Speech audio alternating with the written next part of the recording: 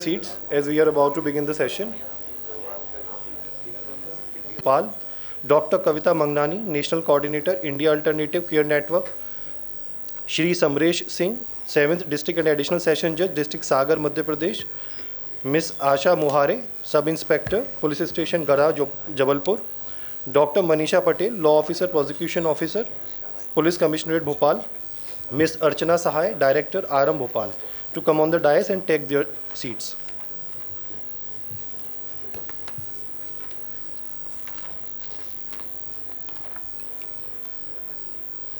I seek permission of the Honorable Chair to commence the session.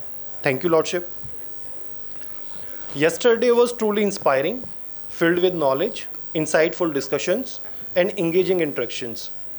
And today promises to be even more enriching with a lineup of remarkable sessions and speakers who will continue to spark our curiosity and broaden our perspective.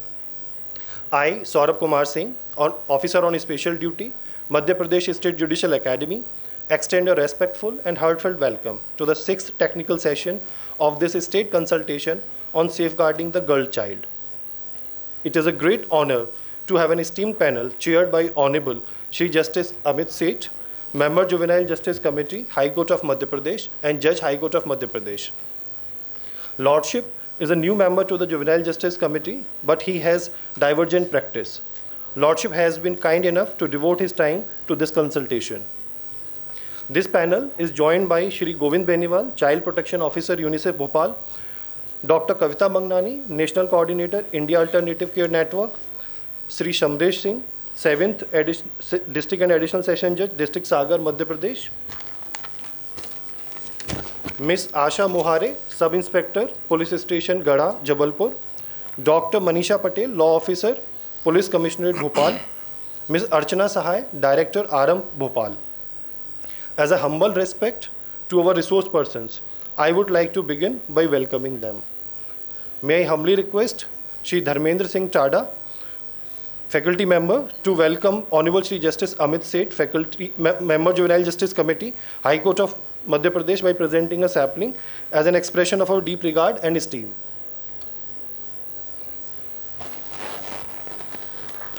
Thank you, sir. May I request Shri Amit Singh Sisodia, OSD, Madhya Pradesh State Judicial Academy, to welcome Shri Govind Beniwal, Child Protection Officer, UNICEF Bhopal, by presenting a sapling as a token of our respect and gratitude. Thank you, sir.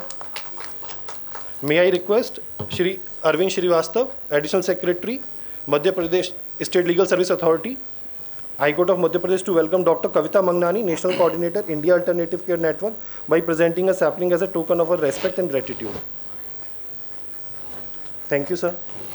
I request Shri Anirudh Jain, Deputy Secretary, Madhya Pradesh Salsa, to welcome Shri Samresh Singh, 7th District and Additional Session Judge, District Sagar, Madhya Pradesh, by presenting a sapling as a token of our respect. Thank you, sir. I request Srimati Namta Dwivedi, Assistant Director, Madhya Pradesh State Judicial Academy, to welcome Ms. Asha Mohare, Sub Inspector, Police Station Gada, Jabalpur, by presenting a sapling as a token of our respect and gratitude. Thank you, ma'am. May I again request Shri Anirudh Jain, Deputy Secretary, MP Salsa, to welcome Dr. Manisha Patel, Law Officer, Police Commissioner Bhopal, by presenting a sapling as a token of our respect. Thank you, sir. May I again request Shri Anirudh Jain, Deputy Secretary, MP Salsa, to welcome Ms. Archana Sahai, Director, RM Bhopal, by presenting a sapling as a token of our respect and gratitude. Thank you, sir. The theme for this session is empowering the girl child, access to critical protection services. जब एक बेटी को समय पर कानूनी सहायता, सुरक्षित आश्रय, मानसिक स्वास्थ्य सेवा और पुनर्वास जैसी आवश्यक सेवाएं मिलती हैं, तभी उसका सशक्तिकरण संभव होता है। यह केवल एक प्रशासनिक कार्य नहीं, बल्कि मानवीय कर्तव्य भी है। आज की यह चर्चा हमारी साझा जिम्मेदारी को याद दिलाने और संरक्षण तंत्र को और अधिक सुदृढ़ और संवेदनशील बनाने की दिशा में एक महत्वपूर्ण कदम है। With this, may I most humbly request the Honorable Chair to deliver the opening remark to formally commence the session. I welcome you all on the second day of a very fruitful and interactive and a relevant session on the topic of safeguarding the girl child towards a safer and enabling environment in Madhya Pradesh. Yesterday, we had the privilege of hearing the learned panelists and persons who have been victims and who have been successfully come out from their trauma and are now setting up the example to the society. Today's topic of discussion is access to critical protection services. As we have been deliberating since yesterday, all the topics, as per my understanding, are overlapping with each other. The issue of child protection cannot be addressed in isolation by a single department or agency.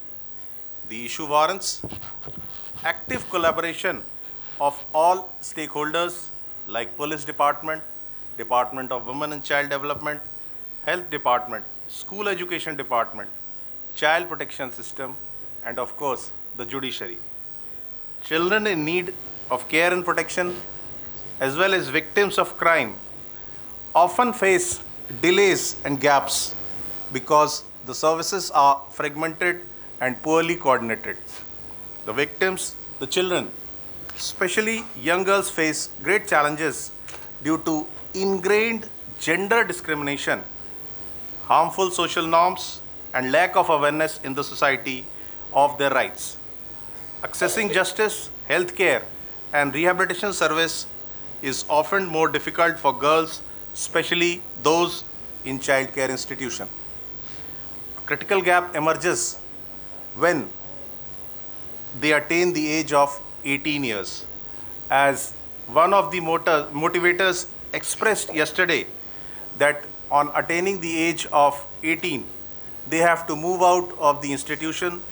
They face severe hardships in the practicalities of the life. This aspect needs to be discussed and addressed.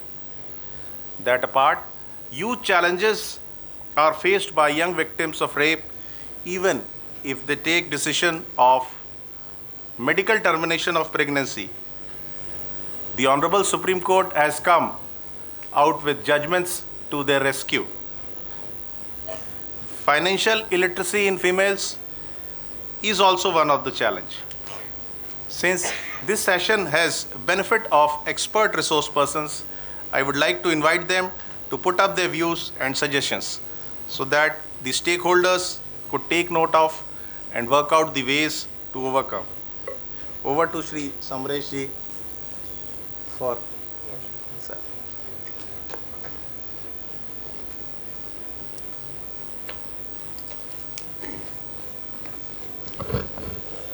Honorable judges, dignitaries on the dais and off the dais.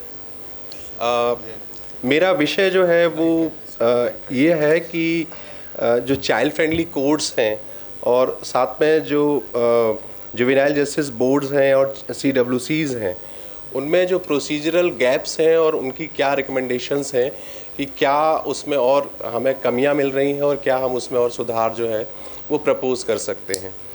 तो यदि देखा जाए तो जो JJ act है और लैंगिक अपराधों से बालकों का संरक्षण अधिनियम 2012 है, उसमें जो है वो बच्चों की सुरक्षा और उनके सर्वोत्तम हितों को कैसे सुरक्षित रखा जाए, इसके लिए सभी जो है वो नियम भी बनाए गए हैं और साथ ही एक्ट में भी जो है वो विशेष प्रावधान किए गए हैं। हाई कोर्ट के द्वारा 2023 में जो है वो वल्नरेबल विटनेस डिपोजिशन सेंटर्स और किस तरीके से जो है वल्नरेबल विटनेस का जो है वो साक्ष्य अभिलेखन किया जाएगा, उसके संबंध में जो है वो दिशा निर्देश भी जारी किए गए हैं। पर जो चुनौतियां हमें मिल रही हैं अभी वर्तमान में, यदि हम उनको देखें तो जो बाल अनुकूल माहौल है, सबसे पहला जो पॉइंट है वो है कि बाल अनुकूल जो माहौल है उसमें कहीं ना कहीं जो है वो हम अभी भी लैग कर रहे हैं।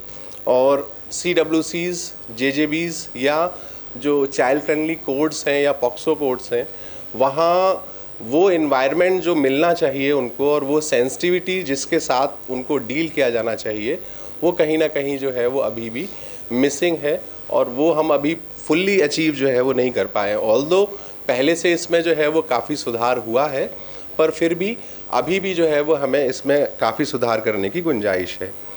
इसके अलावा जो है वो जो बालक हैं विटनेस के रूप में जब आते हैं, चाहे वो पॉक्सो के विक्टिम हों या जे बोर्ड में आने वाले CICL, तो उनसे जो प्रश्न या जो भी क्वेश्चंस जो पूछे जाते हैं, कई बार जो है वो अभी भी ये देखने में आ रहा है कि पॉक्सो में क्वेश्चंस जो हैं वो न्यायालय को एड्रेस होंगे और न्यायालय के द्वारा जो है वो उनको अपनी भाषा में और अपने लहजे में जो है वो उनसे पूछा जाएगा।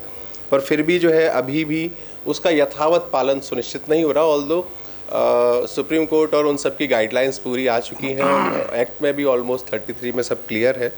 तो कभी कभी जो है कहीं कहीं कुछ जगह जो है वो ऐसा देखा गया है कि डायरेक्टली जो है और उनसे कुछ असहज होने वाले प्रश्न भी जो है वो पूछ लिए जाते हैं।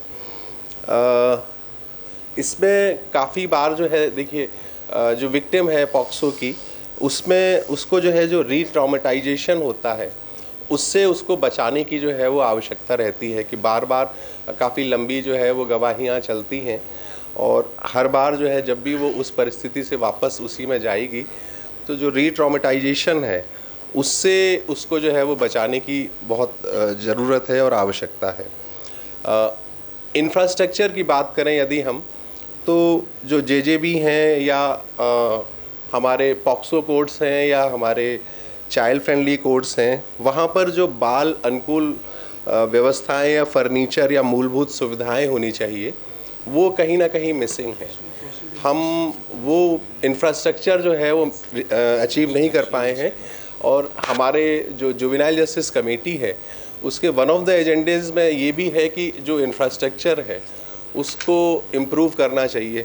जैसे बालकों के लिए जो है, अगर पॉक्सो का कोई विक्टिम है या कोई भी अगर गवाही के लिए आ रहा है तो वहाँ पर जो है कि उसके लिए बाल साक्षात्कार कक्ष होना चाहिए, एक वेटिंग एरिया होना चाहिए जहाँ पर जो है वो अपना वेट कर सके, और उसमें माहौल नहीं केवल बल्कि उनको ट्रीट भी इस तरीके से किया जाना चाहिए कि वो अपने को सहज जो है वो महसूस कर सके।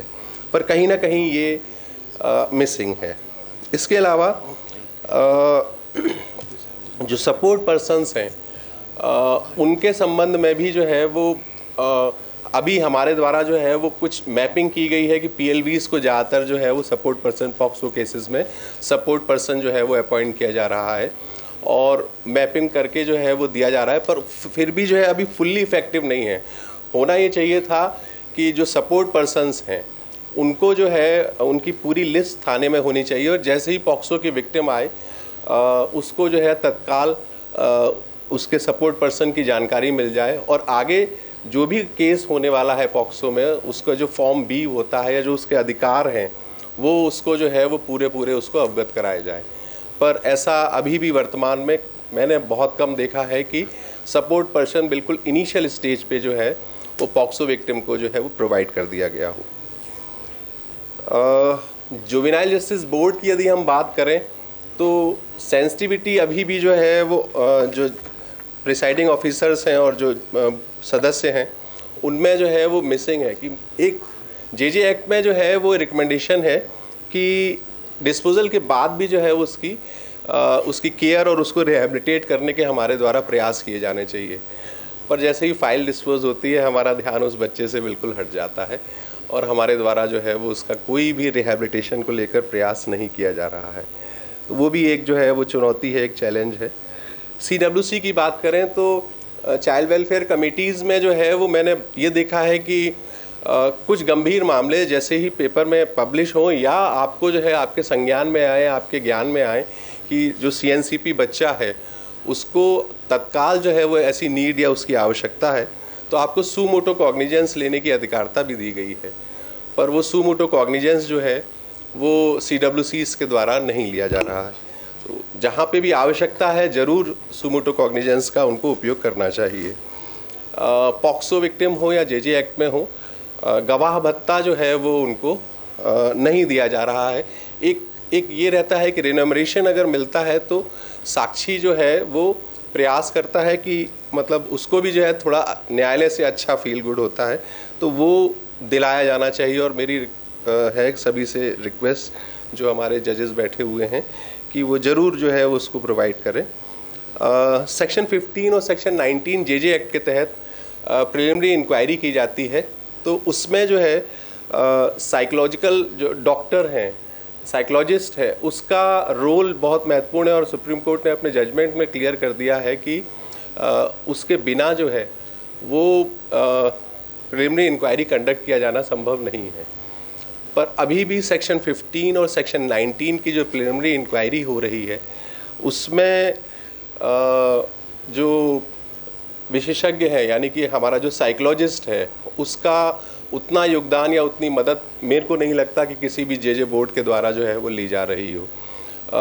एक फॉर्मली है, हालांकि हम लोगों ने भी जुवेनाइल जस्टिस कमेटी के द्वारा भी इसकी मैपिंग की गई थी संभाग स्तर और हर एक स्तर पर कि अगर फिजिकली उपस्थित ना हो तो वीडियो कॉन्फ्रेंसिंग के माध्यम से वो साइकोलॉजिस्ट वहाँ पर अवेलेबल हो सकें।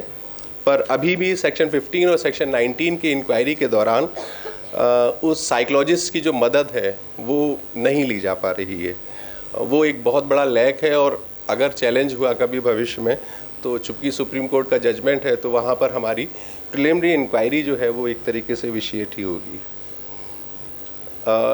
पॉक्सो मामलों में जो है वो इंटरिम कंपनसेशन के संबंध में जो आवेदन है वो कई बार विक्टिम जो है अपने अधिकारों के, चूँकि मैंने बताया ना सपोर्ट पर्सन अपॉइंट ही नहीं हो रहे हैं। मतलब मैंने भिंड में जो है वो पॉक्सो जज के रूप में भी कार्य किया था। सपोर्ट पर्सन का बहुत मतलब ना तो जो है वो कहीं पर उपयोग हो रहा है, ना ही उसको उसके अधिकारों के बारे में विक्टिम को बताया जा रहा है।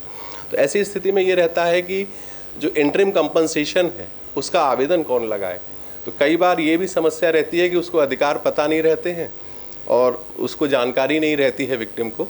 तो वहाँ पर जो है वो इंटरिम कंपनसेशन के लिए मतलब हम लोगों ने ही ऐसा सोचा और ऐसा विचार किया था कि जो रोल ऑफ पीएलवी है, पैरालीगल वॉलंटियर है, डालसा में यदि वे जाए और पीएलवी से यदि वे आवेदन लगवाएं तो एक सुविधा हो सकती है। और ये एक आइडिया जो है वो अडॉप्ट किया जा सकता है कि पीएलवी से इंटरिम कंपनसेशन के संबंध में आवेदन जो है वो दिलवाया जा सकता है।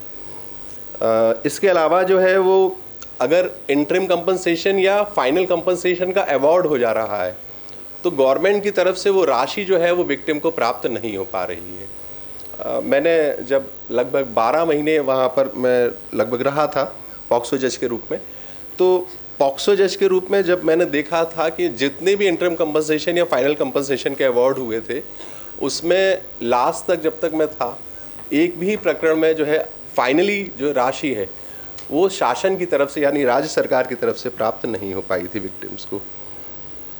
एसआईआर, एसबीआर और आईसीपी वो कागज़ों पे तो बन रहे हैं और पर उनका जो इंटेंशन है, जिस उद्देश्य से उनको जो है वो बनाया जाता है और जो उसके पीछे पायस उद्देश्य है उसको हम लोग जो है वो प्राप्त नहीं कर पा रहे हैं। और केवल पेपर्स में अब देख रहे हैं कि हाँ पेपर्स में अभी बन रहे हैं, पर वो जो जिसके लिए उनको बनाया जाना चाहिए और जिसके आधार पर इंडिविजुअल केयर प्लान बनाया जाता है कि भविष्य में किस प्रकार से जो है वो उसको क्या किया जाना है, वो उद्देश्य जो है वो हम प्राप्त नहीं कर पा रहे हैं। तो ये कुछ जो है वो चुनौतियाँ थी। यदि रिकमेंडेशंस देखें तो सबसे पहला और सबसे महत्वपूर्ण रिकमेंडेशन तो यही है कि लगातार जो है वो कैपेसिटी बिल्डिंग प्रोग्राम, चाहे जुवेनाइल जस्टिस बोर्ड हो, चाहे हमारा CWCs हों या हमारे पॉक्सो चाइल्ड फ्रेंडली कोर्ट्स हों या पॉक्सो कोर्ट्स हों, उनकी कैपेसिटी बिल्डिंग प्रोग्राम जो है वो सेंसिटिविटी के साथ में और लगातार जो है वो होना आवश्यक है। प्रोग्राम में जो है वो ये भी होना चाहिए कि जो बच्चे हैं उनसे संवाद, बाल मनोविज्ञान, रीट्रामेटाइजेशन और बाल अनुकूल पूछताछ या इन सब के बारे में भी जो है वो कुछ टॉपिक्स जो है वो सिलेक्ट करके उनको बताए जाने चाहिए। और इस तरीके से अगर कैपेसिटी बिल्डिंग हो तो बहुत अच्छी बात है। दूसरा, प्रकरणों के संबंध में जो है जो बाल अनुकूल अधोसंरचना का विकास है वो बहुत आवश्यक है सभी जगह पर। तो कुछ कोर्ट्स हुए हैं, ऐसा नहीं है कि मध्य प्रदेश में सभी कोर्ट्स जो हैं वो लैग कर रहे हो इंफ्रास्ट्रक्चर में पॉक्सो एक मामलों में, पर फिर भी अभी भी जो है जो पॉक्सो के कोर्ट्स बने भी हैं वहाँ पर अलग से प्रतीक्षालय, साक्षात्कार कक्ष और बालकों के अनुकूल फर्नीचर या वातावरण जो है वो अभी भी मिसिंग है और इंफ्रास्ट्रक्चर में हम लोग अभी भी मध्य प्रदेश में लैग कर रहे हैं। तो ये जो है इसमें सुधार किए जाने की हमको आवश्यकता है। बच्चे का जब भी स्टेटमेंट लिया जाए तो हम लोग जो तकनीक है यानी कि जो डिजिटल माध्यम है अभी वर्तमान में वीडियो कॉन्फ्रेंसिंग आदि, तो उन सब का भी जो है हम उपयोग अधिक कर सकते हैं, जिससे जो है वो उनको अनावश्यक रूप से न्यायालय में जो है वो ना आना पड़े। सपोर्ट पर्सन की जो भूमिका है उसको हमको बहुत मजबूत करने की आवश्यकता है और अभी हमारी मैपिंग भी कंप्लीट नहीं हुई है।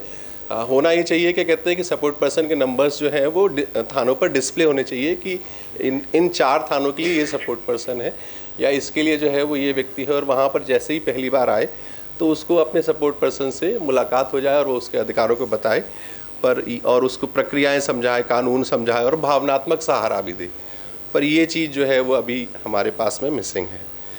सबसे महत्वपूर्ण बात ये है कि जो हमारे जे एक्ट के स्टेक होल्डर्स हैं उनमें जो आपसी समन्वय है वो भी कहीं ना कहीं लैग करता है। जे बोर्ड जब भी कोई कार्य करता है तो department of women child development के साथ में ही जो है वो उसका पूरा कार्य उस पर जो है वो आधारित है, पर सभी जो हितधारक हैं उनमें आपसी समन्वय का अभाव होने के कारण मेरा सजेशन है कि इनकी जो रेगुलर मीटिंग्स हैं वो आवश्यक रूप से होनी चाहिए, सो दैट कि जो आपसी समन्वय है इनका, juvenile justice board, CWCs, DCPUs, इन सब का जो आपसी समन्वय है वो बना रहे।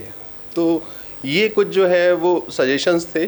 साथ में जो बालगृह हैं, हमारे द्वारा ये भी विज़िट किया गया कि जो बालगृह हैं उनमें अगर आप विज़िट करते हैं तो कई सारी जो है वो कमियां पाते हैं हम। तो ऑनरेबल जस्टिस पाठक सर आए हैं तो साहब का सजेशन था और साहब का ही ये मतलब ब्रेन चाइल्ड भी है कि जो सोशल ऑडिट वाला है कॉन्सेप्ट वो हम लोग को जो है वो अडॉप्ट करना चाहिए। और सोशल ऑडिट में न केवल आपको स्वयं मतलब जाना चाहिए और उसके बारे में जो है जो भी कमियां हैं या उनकी अच्छाइयां हैं वो बताना चाहिए। इसके अलावा हमको ये भी जो है वो देखना चाहिए कि हम और भी लोगों को जो है वो इसमें इंगेज कर सकें। अदर स्टेक होल्डर्स को अगर हम लाएंगे तो बच्चों को जो है वो भावनात्मक रूप से सपोर्ट मिलता है और वो और अच्छा जो है वो ग्रूम कर सकेंगे। तो सोशल ऑडिट का जो कॉन्सेप्ट है उससे हमको जो है वो हमको अपनाना चाहिए और न केवल हम स्वयं को बल्कि जो अदर स्टेक होल्डर्स हैं उनको भी जो है वो उसमें इन्वॉल्व करना चाहिए।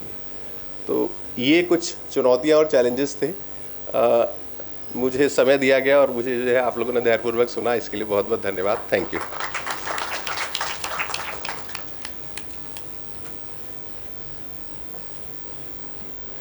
I request Shri Govind Benewal, Child Protection Officer, UNICEF Bhopal, to kindly address us. Sir, माननीय न्यायाधिपति अमित सेठ sir, and for this particular session जो पूरा फोकस है कि किस तरीके से प्रदेश में बाल संरक्षण की जो सेवाएं हैं उनको किस तरीके से मजबूत और प्रभावी बनाया जाए, इस संदर्भ में वर्तमान क्या चुनौतियां हैं और इन्हें मजबूत करने के लिए क्या एक्शनेबल्स हो सकते हैं, क्या रणनीतिक हस्तक्षेप हो सकते हैं, उसको हम लोग आइडेंटिफाई कर पाए। और इस संदर्भ में माननीय न्यायाधिपति ने अपने प्रारंभिक उद्बोधन में जिस तरीके से रेखांकित किया कि बाल संरक्षण एक क्षेत्र है जो मल्टी सेक्टोरल और मल्टी डिसिप्लिनरी अप्रोच की मांग करता है, और जब तक वो मल्टी डिसिप्लिनरी इंटरवेंशन संभव नहीं है शायद हम लोग बाल संरक्षण सेवाओं को प्राथमिकता से मजबूती के साथ लागू नहीं कर सकते। तो इस सत्र में समरेश जी ने बहुत बेहतर ढंग से ख़ास तौर पर न्यायिक जो हमारी संरचनाएं हैं वो किस तरीके से काम कर रहे हैं, क्या चुनौतियां हैं, उनको उन्होंने रखा और रिकमेंडेशन दिए। इसी संदर्भ में मैं इस चर्चा को आगे बढ़ाते हुए डॉक्टर कविता मंगनानी से ये समझना चाहेंगे कि वह अपने बाल संरक्षण के क्षेत्र में जो कार्य अनुभव रहा है उसके आधार पर किशोर न्याय व्यवस्था में जो बालक बालिकाएं आते हैं, विशेष तौर पर बालिकाएं जब संस्थागत देखरेख में हैं तो उनके पुनर्वास के संदर्भ में क्या चुनौतियां हैं, जब वो 18 वर्ष के बाद संस्थागत देखरेख से विमुख होती हैं, आफ्टर केयर सेवाओं से उनको जोड़ने के प्रयास किए जाते हैं, वहाँ पर क्या चुनौती आती है और इन दोनों ही परिस्थितियों में इन चुनौतियों को ओवरकम करने के लिए क्या रिकमेंडेशंस आप सजेस्ट करना चाहेंगे? Thank you, sir, and thank you for giving me this opportunity. जब हम संस्थागत देखरेख की बात करते हैं तो सबसे पहला सवाल तो ये उठता है कि क्या बच्चे के बेस्ट इंटरेस्ट में उसकी एजेंसी को ख़त्म करना ठीक है क्या उससे हम कंसेंट लें कि क्या उसे हम संस्था में रखें या ना रखें? क्योंकि आमतौर पे जब हम प्रैक्टिस देखते हैं जो एक्ट में लिखा हुआ है वो ये लिखा हुआ है कि institutionalisation should be the last resort, पर प्रैक्टिस में क्या आता है, सबसे पहला ऑप्शन हमें वो देखने को मिलता है कि जब बच्ची CWC में प्रोड्यूस होती है तो सबसे पहला ऑप्शन है कि उसे संस्था में रख दो ताकि हम उसे प्रोटेक्ट कर सकें। बट क्या प्रोटेक्शन के नाम पे क्या हम उसकी लिबर्टी को ख़त्म कर सकते हैं? क्या उसकी एजेंसी को ख़त्म कर सकते हैं? क्या इस पूरे प्रोसेस के दौरान क्या हम उनको पार्टिसिपेशन का मौका देते हैं, पूछने का मौका देते हैं, या क्या उनसे हम पूछते हैं कि क्या वो जाना चाहते हैं या नहीं जाना चाहते, और नहीं जाना चाहते तो क्या हम दूसरे ऑप्शंस को एक्सप्लोर करते हैं नहीं करते? तो जब हम संस्थागत देखरेख की बात कर रहे हैं तो हम दो तरीके के रिहैबिलिटेशंस की भी बात कर रहे हैं। एक उन बच्चों का जहाँ पे जिनके माँ बाप नहीं हैं तो वो कहाँ घर वापस जाएं, और अगर संस्था में है तो घर वापस जाने के लिए क्या प्रक्रिया हम अपना सकते हैं, जो ये ना हो कि आज हमने सोचा है कि संस्था में अब ये ठीक है और इसे घर भेज दिया जाए, लेकिन जो डिस्कनेक्ट हुआ है between the family and the child, क्या हम उस पर काम करते हैं? बहुत बार हमारा फोकस सिर्फ बच्चा रह जाता है और फैमिली को हम बस बताते रहते हैं कि आपको ये करना है ये करना है, लेकिन उस प्रोसेस में हम फैमिली को भी नहीं लेकर आते। और कई केसेस, जैसे हम पॉक्सो केसेस की बात कर रहे हैं, जैसे मैंने कल भी बहुत सारे डिस्कशन हो रहे थे, चाहे वो पॉक्सो के केसेस हों या एलोपमेंट के केसेस हों, हम वहाँ देखते हैं फैमिली एक्सेप्ट भी नहीं करना चाहती, स्पेशली लड़कियों की अगर हम बात करें तो शिक्षा छूटती है उनकी, परिवार छूटता है, माँ बाप से जो एक अलगाव हो गया है वो उस पर काम बहुत कम हो पाता है।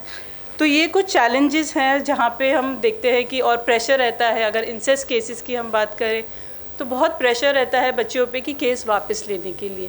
कई बार सिर्फ केसेस बच्चों को इसलिए घर लेके जाने की बात होती है कि थोड़ा प्रेशर बना के या तो उनको मना किया जाए कि केस आगे ना बढ़ाएं। तो ये कुछ चैलेंजेस हैं रिहैबिलिटेशन के। और अगर हम उन बच्चों की बात करें जो 18 से ऊपर हैं, स्पेशली लड़कियों के, वहाँ पे अभी हम देखते हैं स्पॉन्सरशिप का एक प्रावधान है मिशन वात्सल्य में, हमारे JJ एक्ट में भी है, लेकिन क्या सिर्फ फाइनेंशियल सपोर्ट सफिशेंट है उन बच्चों के लिए वो रिहैबिलिटेट होने के लिए? वहाँ पे बहुत सारे अलग अलग इश्यूज़ हैं जिनको देखना है कि वो अकेले कैसे रहेंगे। क्या हम उन्हें किसी एक संस्था से क्या हम उन्हें वापस किसी और संस्था में डाल दें? फिर वो एक अलग तरीके का इंस्टीट्यूशनलाइजेशन है और डिपेंडेंसी है, और उस डिपेंडेंसी को हम कब तक कंटिन्यू करना चाहते हैं? 18 के बाद 21 से 23 तक कंटिन्यू करना चाहते हैं या और लंबे समय तक कंटिन्यू उसको करना चाहते हैं? एम होना चाहिए कि उन्हें सेल्फ डिपेंडेंट बनाने का।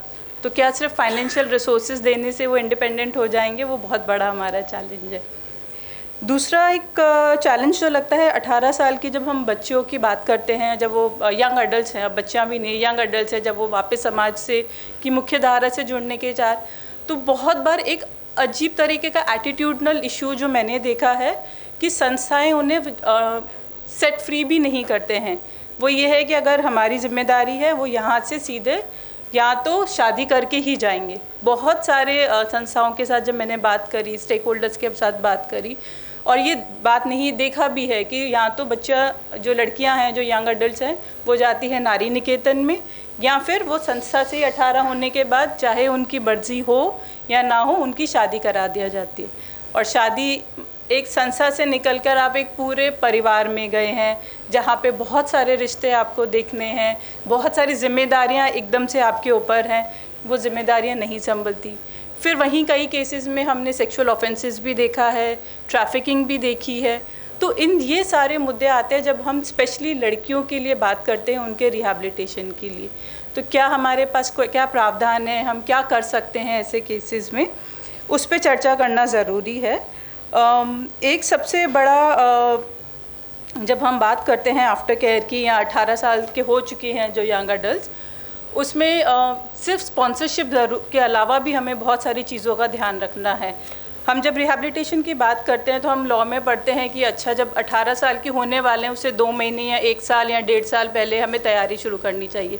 मुझे लगता है जब बच्चा पहली बार संस्था में आता है हमें उस पहले दिन से तैयारी शुरू करनी है, और तैयारी होनी चाहिए सिर्फ उन्हें डॉक्यूमेंटेशन से रिलेटेड नहीं, उन्हें इंडिपेंडेंट लिविंग की तैयारी देनी है। फाइनेंस मैनेजमेंट कैसे करना है, उनके मेंटल हेल्थ सपोर्ट को, लाइफ स्किल्स जैसे कैसे अकेले रहना है, किस तरीके से कम्युनिकेट करना है, सोसाइटी में क्या चैलेंजेस आ सकते हैं। हमें बहुत सारे ये छोटी छोटी जो सॉफ्ट स्किल्स होते हैं जो हमें अपने घरों में रह के दिखते हैं, वो उनके पास अपॉर्चुनिटीज़ नहीं होते। वहाँ एक वेरी फिक्स पैटर्न है, लेकिन आप जब घरों में जाते हो या इंडिपेंडेंट लिविंग में रहते, वहाँ कोई फिक्स पैटर्न नहीं है, कोई रूटीन नहीं है कि सुबह 7 बजे नाश्ता मिल जाएगा, 2 बजे खाना मिल जाएगा और रात को 8 बजे फिर वापस डिनर हो जाएगा। तो वो बनाना भी उनको खुद है, पड़ोसी होंगे उनसे कैसे मिलना है, जॉब पे कैसे जाना है, जॉब रेडीनेस के बारे में कोई बात नहीं करता, एम्प्लॉयमेंट किस तरीके से उनका हो सकता है, वहाँ कैसे सपोर्ट किया जा सकता है।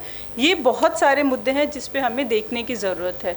और ये एक इसी संदर्भ में रिकमेंडेशन भी ये है कि जब हम बच्चे बाहर निकल रहे हैं 18 होके, तो मेंटोरशिप प्रोग्राम उनके लिए बहुत ज़रूरी है। स्पॉन्सरशिप से लिंक करने के अलावा मेंटल हेल्थ सपोर्ट ज़रूरी है, और तब तक जब तक वो थोड़ा स्टेबल नहीं हो जाते, ये नहीं कि पूरे लाइफ, लेकिन एक स्टेबिलिटी जब तक नहीं आती है तब तक उन्हें देना है। दूसरा पहलू जो हम रिहैबिलिटेशन का देखते हैं, जो बच्चे जिनके परिवार हैं, संस्था से घर जाने से पहले डायरेक्ट नहीं होना चाहिए। जे रूल 98 कहता है स्पेशल लीव के बारे में बात करता है, चाहे वो CCL के हो या CNCP बच्चों के बारे में हो। एक बीच बीच में कनेक्ट बनाते रहना ज़रूरी है। वहाँ पे कई बार मैंने देखा है कि जब हम बात करते हैं CWC से कि मैम इनको आप घर जाने दीजिए, अभी ओकेजन है घर में, तो वो ये डर है कि अरे फिर वो वापस नहीं आएगी। लेकिन अगर हमारा मकसद ये है कि बच्चा अपने परिवार के साथ ही रहे, तो अगर वो वापस नहीं आ रही तो ये तो अच्छी बात है हमारे लिए कि मतलब परिवार से जुड़ रहे हैं। तो फिर ये विरोधाभास क्यों है कि वहाँ पे एकदम ऐसे प्रोटेक्शनिस्ट वाली कि नहीं इसे मुझे ही देखना है, लेकिन उसका परिवार है। तो वो सेक्शन का मुझे लगता है कि बहुत कम इस्तेमाल हुआ है। दूसरा एक है कि हम प्रिवेंटिव पे बहुत कम काम करते हैं, बजाय उन्हें संस्था पे रखने की। क्यों ना हम फिट पर्सन को देखें, क्यों ना हम शॉर्ट टर्म के लिए फॉस्टर केयर में रखा जाए बच्चे को। क्योंकि हम भी देखते हैं कि अगर पॉक्सो की केसेस में भी देखें तो गवाही बच्चे आया, प्रोड्यूस हुआ, 1 महीने 2 महीने के अंदर तो नहीं हो पाती है। तो क्या उस समय में हम किसी फिट पर्सन के साथ रखें, बजाय वो संस्था में आके रहे, वो एक परिवार के साथ ही, या किसी को हम फॉस्टर केयर में, जैसे अभी नई गाइडलाइंस में ये है कि एक्सटेंडेड फैमिली मेम्बर्स भी फॉस्टर केयर की तरह अप्लाई कर सकते हैं। तो क्यों ये प्रावधान का इस्तेमाल नहीं किया जा रहा है? तो मुझे लगता है कि एक हम कह सकते हैं एक SOP ऑन फिट पर्सन के ऊपर भी हम बात कर सकते हैं। एक लास्ट पॉइंट जो मुझे लगता है, अभी भी हमारी जो अप्रोच है वो थोड़ी हाफ अप्रोच लगती है मुझे। हम बहुत ज़्यादा काम करते हैं, स्पेशली जब हम पॉक्सो विक्टिम्स की बात करते हैं तो हम विक्टिम्स के साथ बहुत ज़्यादा काम करते हैं, लेकिन परपिट्रेटर के साथ बहुत कम काम है। जैसे कल मैं एक यंग अडल्ट को सुन रही थी कि हमने लड़कियों के साथ काम किया, उन्हें सशक्त बनाया, लेकिन लड़कों के साथ काम नहीं किया। जब वो उन्हें सशक्त बनाएंगे तो वो बहुत सारे बच्चों का जो एक स्ट्रगल है शायद वो कम हो जाएगा, और हमारी अप्रोच थोड़ा एक 360 डिग्री टर्न भी लेगी। Thank you Kavita ji. And आपने काफ़ी हाईलाइट किया किस तरह के चैलेंजेस हैं जो बच्चे किशोर न्याय व्यवस्था में हैं, और उनके पुनर्वास के संदर्भ में किस तरह का काम होना चाहिए। ख़ास तौर पर जब हम केयर एंड प्रोटेक्शन की बात करते हैं तो वहाँ पर वो चाइल्ड प्रोटेक्शन और एक ओवरऑल जो प्रोटेक्शनिस्ट वाला अप्रोच है उसमें किस तरीके से अंतर हमको देखने की ज़रूरत है। इस कड़ी को मैं आगे बढ़ाते हुए डॉक्टर मनीषा पटेल से जो अभियोजन के संदर्भ में अपना कार्य किया है, तो उनसे मैं संक्षिप्त में समझना चाहूँगा कि जो बाल मैत्री वातावरण और प्रक्रियाएं हैं जो अदालतों में फॉलो होती हैं, उनको और कैसे चाइल्ड फ्रेंडली बनाया जाए, और इस संदर्भ में जो चैलेंज हैं, क्या रिकमेंडेशंस है, बहुत संक्षिप्त में आप अपना इस पे प्रकाश डालेंगे तो thank you. Thank you sir. आदरणीय न्यायाधीशगण और यहाँ उपस्थित सभी लोगों को मेरा नमस्ते। मैं प्रोसिक्यूशन ऑफिसर हूँ। मैंने 6 साल पॉक्सो कोर्ट में काम किया है और 5 जजेस के साथ काम कर चुकी हूँ। जिस पे मैंने देखा कि कुमुदनी पटेल मैडम, पद्मा जाटव मैडम और शैलजा गुप्ता मैडम, इन लोगों से मैंने बहुत कुछ सीखा है और उसी अनुभव को मैं आप लोगों से शेयर करूंगी। मुझे 2 टॉपिक दिए गए हैं कि विक्टिम प्रोटेक्शन के बारे में बात करनी है मुझे और फ्रेंडली एटमॉस्फेयर। तो सबसे पहले मैं विक्टिम प्रोटेक्शन की बात करूंगी। यदि प्रोटेक्शन की बात करें तो प्रोटेक्शन किस चीज़ से? उसके जीवन को सुरक्षा, उसकी संपत्ति को सुरक्षा, उसकी मान प्रतिष्ठा को सुरक्षा। तो हमारे लॉ में इसके लिए सेक्शंस नए लॉ में भी आ गए हैं। 398 की बात करें या जे एक्ट में बात करें, यहाँ सब है। और मुझे नहीं लगता है कि यहाँ उपस्थित लोगों को पता होगा कि विक्टिम प्रोटेक्शन स्कीम कैसे प्रोसीड करती है। यदि हम प्राइमा फेसी देखें तो जब एक बच्चा माँ की गर्भ में आता है तभी से एक माँ उस बच्चे की सुरक्षा के लिए बात करने लगती है, पूरी फैमिली वाले उसके लिए बात करने लगते हैं और उसको ऐसा एटमॉस्फेयर देते हैं उस माँ को कि वो बच्चा अच्छे से यहाँ पे अपना जीवन सर्वाइव कर सके। तो यहाँ मैं एक एग्जांपल पुटअप करना चाहूँगी। मेरी कोर्ट का ही मामला था, मैं हर जगह शेयर करती हूँ कि हम इन विक्टिम्स को प्रोटेक्ट करने के लिए सबसे पहले हमें विक्टिम को जानना ज़रूरी होगा कि हाँ, यहाँ हमारे समाज में कौन विक्टिम है। एक बच्ची थी, मेरी कोर्ट का ही मामला था, जब हमारे पास वो मामला आया होगा, मैडम शायद आपको याद होगा, 12.5 साल की बच्ची थी, उसके ब्लेड से हाथ कटे रहते थे और अक्सर उसके स्कूल से शिकायतें आती थी कि भाई ये सो जाती है, बीच में होमवर्क नहीं करके आती है, गुमसुम रहती है, खाना नहीं खाती है और पढ़ने में इसके नंबर बहुत कम आने लगे हैं। तो माँ इस चीज़ से बहुत परेशान हो जाती है और अपने हस्बैंड को बताती है। तो उसके हस्बैंड उससे बच्ची से बात करते और बच्ची डर जाती कि नहीं पापा, अब मैं नहीं पढ़ूंगी। पापा उसको सजेशन देते कि मैं तुम्हें पढ़ाऊँगा, तो बच्ची मना कर देती कि मैं आपसे नहीं पढ़ूंगी। तो उसके पिताजी और माँ उसकी पिटाई करते हैं, उसको डांटते हैं, पर कंटिन्यू ये सिलसिला जारी रहता है। तो उसकी माँ, एक दिन तबीयत उसकी ख़राब हो जाती है माँ की, और दोपहर में 1-1:30 बजे जब घर आती है तो माँ बहुत डोर नॉक करती है, दरवाज़ा नहीं खुलता है। 10 मिनट बाद करीबन दरवाज़ा खुलता है तो उसका हस्बैंड शर्ट की बटन लगाते हुए बाहर निकलता है। चूँकि माँ भी वर्किंग थी, पिताजी की खुद की शॉप थी, तो माँ एकदम शॉक्ड हो जाती कि इस समय आप कैसे, आपको तो अपनी दुकान में होना था। तो उसका हस्बैंड कोई जवाब नहीं देता और वहाँ से चला जाता है। जब माँ अंदर जाती है घबराते हुए तो देखती है कोने में बच्ची बैठी रहती है उसकी, और वही उसके ब्लेड से हाथ कट रहते हैं, वो पूरी नेक्ड रहती है। माँ उसको अपनी गोद में बैठाती है और पूछती है कि बेटा क्या हुआ। तब वो बच्ची बताती है कि मम्मी आज से 5-6 साल पहले से, मतलब मे भी वो बच्ची उस समय 5 साल की 6 साल की रही होगी, मेरे पापा मेरे साथ ऐसा काम करते हैं और मुझे धमकी देते थे कि तुझे और तेरी माँ को मार दूंगा यदि तूने किसी को बताया। फिर हमारी कोर्ट में जब मामला आया, सिर्फ बच्ची के स्टेटमेंट हो पाए थे, उसी समय कोविड लग गया था और माँ ने वहाँ पे हाई कोर्ट में कॉम्प्रोमाइज़ फाइल किया और हाई कोर्ट ने मैडम के पास वो आवेदन भेज दिया और मैडम ने उसको डिसअलाउ कर दिया और उसमें मैडम ने फिर सज़ा भी दी थी पिता को।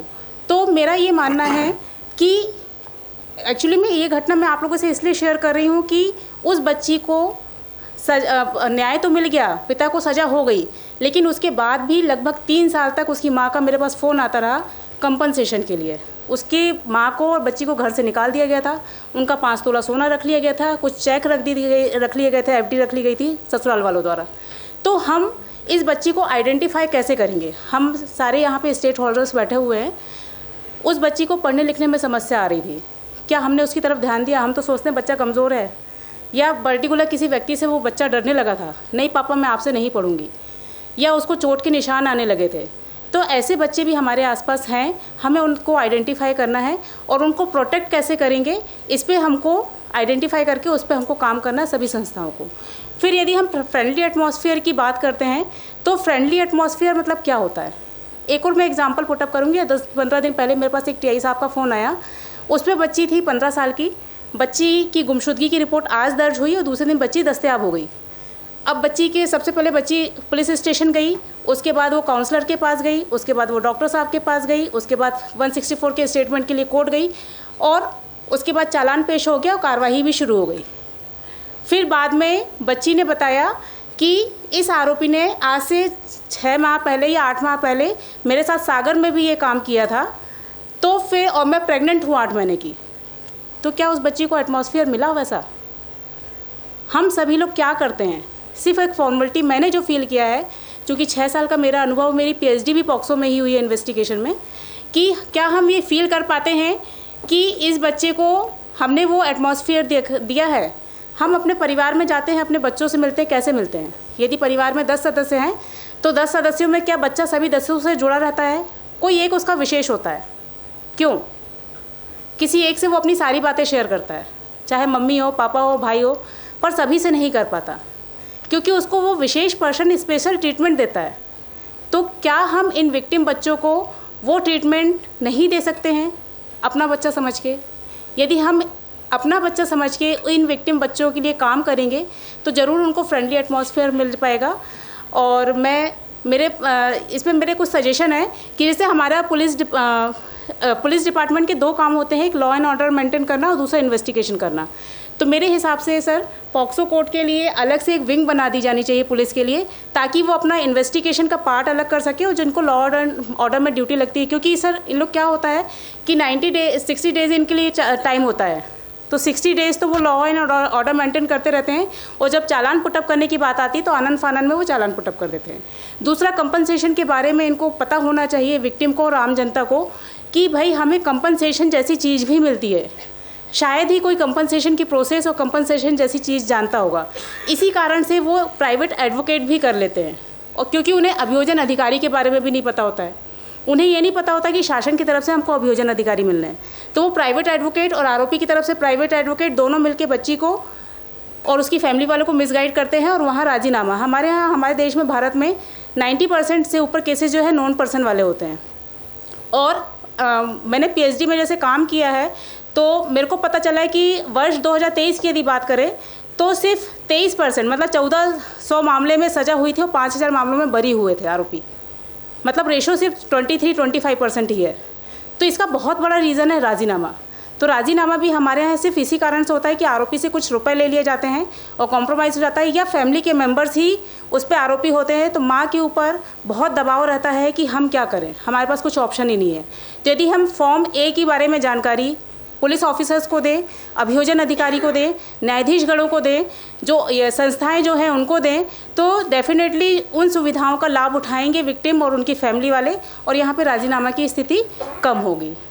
और तीसरा सजेशन मेरा रहेगा कि मेडिकल विंग, जब बच्चा जाता है डॉक्टर के यहाँ मेडिकल के लिए ले जाया जाता है तो उनके लिए कोई अलग से मेडिकल विंग नहीं होती है, उन्हें आम लोगों के साथ बैठाया जाता है, जिससे वो अपने आप को हीन भावना से ग्रसित समझती हैं और डॉक्टर्स भी उनको वैसे ही ट्रीट करते हैं, अरे हमारा तो डेली का काम है 10-15 लोगों का मेडिकल करना, ठीक है हम कर लेंगे।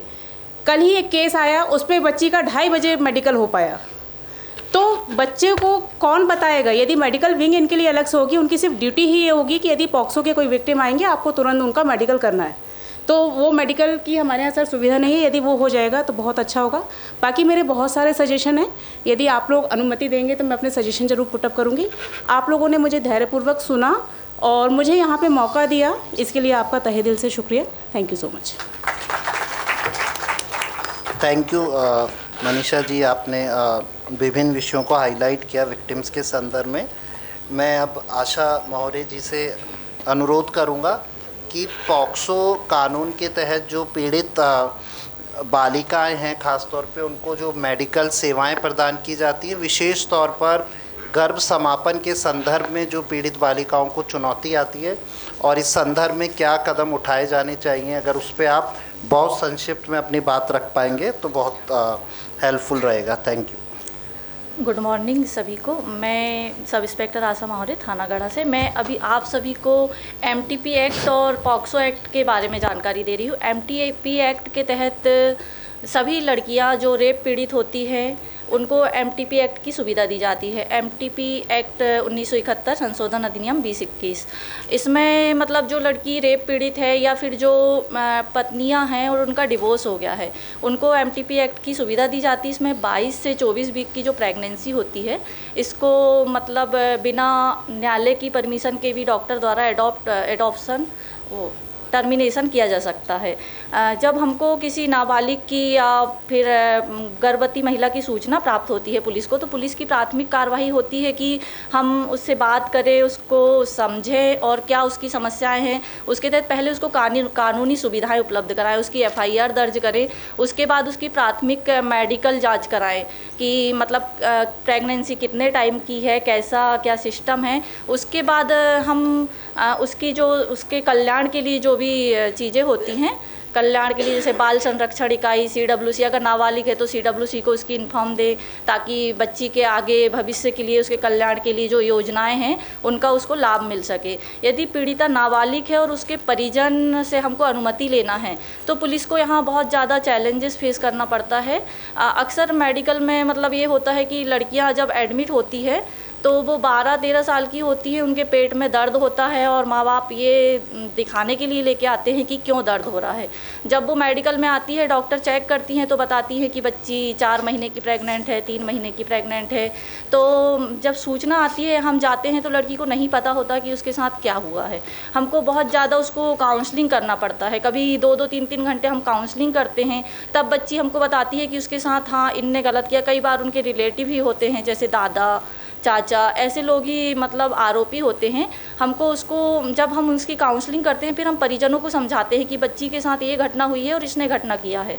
तो कुछ माँ बाप तो ये बोलते हैं कि रिलेटिव हैं तो हम बिल्कुल नहीं मैडम, हमको कोई कार्रवाई नहीं करना है, आप तो सफाई करवा दीजिए और इसके बाद हम अपनी बच्ची को लेके चले जाएंगे, क्योंकि अगर हम रिपोर्ट करेंगे तो समाज में बदनामी होगी, लोगों को पता चलेगा, पुलिस आएगी। इन सब चीज़ों से मतलब हमको बहुत ज़्यादा समस्याएं होती है। फिर हमको उनको समझाना पड़ता है कि आप मतलब ऐसा करोगे तो बच्ची का भविष्य है, अभी आपकी बच्ची 13 साल की है, आगे क्या होगा उसके साथ, और भी बड़ी घटना हो सकती है। तो उनको समझा के बहुत मुश्किल से मैनेज करके काउंसलिंग करके उनसे हम बच्ची के तरफ से FIR करते हैं। उसके बाद उनको डॉक्टर को, जब FIR होती है तो डॉक्टर की सहायता से हम उनका एबॉर्शन करवाते हैं, गर्भपात। उसमें भी मतलब परिजन सहमति नहीं देते हैं, उन लोगों को बदनामी का बहुत ज़्यादा डर होता है। फिर ये होता है कि मेडिकल में जब एबॉर्शन के लिए लड़की को एडमिट करते हैं तो उनका ब्लड निकाल के नर्स दे देती है कि लो इसको इस सेक्शन में जमा करके आओ, ये जांच करा के लाओ। तो वो इतना ज़्यादा चीज़ें फेस करते हैं कि वो बोलते हैं मैडम 1 हफ्ते हो गए हैं, अभी एबॉर्शन नहीं हो पाया है और मैडम बस पूरे दिन यहाँ से वहाँ भगाते रहती है, तो हम नहीं कराना चाहते, हम जाना चाहते हैं, यहाँ से भागना चाहते हैं। तो मतलब ये सब चीज़ें भी पुलिस को फेस करना पड़ता है। तो हम लोग मतलब बहुत सारी चीज़ें फेस करते हैं। पीड़िता को मतलब और उसके परिजनों को ये जो कानून है इनके बारे में नहीं नॉलेज होता है, गर्भपात के बारे में, तो हमको उनको वो भी समझाना पड़ता है। पुलिस को मतलब ऐसा है कि बहुत सारी संस्थाओं से सामंजस्य स्थापित करके फिर उस पीड़िता की मदद करना पड़ता है। इसके लिए मेरे सुझाव है कि पीड़िता के जो पीड़ित बालिका है और उसके परिजनों हैं उनको उचित काउंसलिंग की व्यवस्था की जाए। मेडिकल में जब कोई पीड़िता एडमिट होती है तो उसके साथ एक डॉक्टर, सीनियर डॉक्टर होते हैं तो एक नर्स भी नियुक्त की जाए, जो सारी उनकी चेकअप है, प्रोसेस है, उसमें वो साथ में जाके कराए ताकि उनको ज़्यादा परेशानी ना हो।